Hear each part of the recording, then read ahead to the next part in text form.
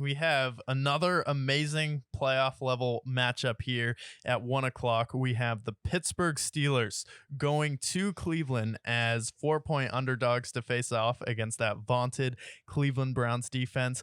Steelers have been outgained in every single game this year. However, they do find themselves at 6-3 because Mike Tomlin refuses to have a losing season and a losing record. Overall thoughts on this game with the Steelers versus the Cleveland Browns? This is a tough game because I know historically the Steelers dominate the Browns historically. However, Cleveland Browns, they've been really leaning on Jerome Ford, but dare I call him Jerome Cybertruck at this point because this man has been an absolute Brinks truck for the Cleveland Browns run game. We thought without Nick Chubb that their run game would be non-existent. However, he's been pretty fantastic for him. This is a really hard game for me to pick. I'm riding high with how the Cleveland Browns have played the last few weeks. Deshaun Watson, if he played like he played in the second half against the Ravens, then I feel like the Cleveland Browns should win here. Yeah. It's a Steelers game, so that 4-point spread is pretty accurate, I would say. I think this comes down to either a Chris Boswell or a Dustin Hopkins field goal. I think it's going to be a field game goal that decides it.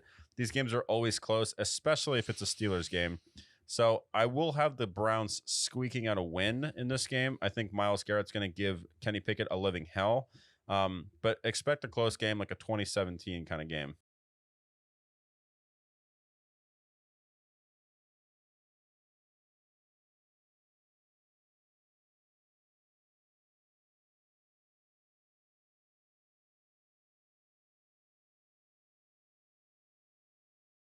Second touchdown. Yeah, I think they both did. Yeah, but you had 2 defensive touchdowns for the Pittsburgh Steelers. I don't expect that to happen again, especially because this is in Cleveland. It's a lot colder. And then really when it comes down to it, you have to parse apart, like the weather is going to be a lot colder. Kenny Pickett's not going to have a great day throwing the ball because Myles Garrett is going to be on his ass as soon as he can say hello in the backfield. And then you also have Jerome Ford, Kareem Hunt, what they've been able to do. And then just coming off that win on the road in Baltimore, how electric is the dog pound going to be? Those Cleveland Brown fans have been waiting for this moment. Finally, Deshaun Watson shows some signs of life. He's gutting through some injuries and pushing through it. And I think the Browns could probably even win this game with PJ Walker at the helm. I really think this team is coming alive at the best time possible.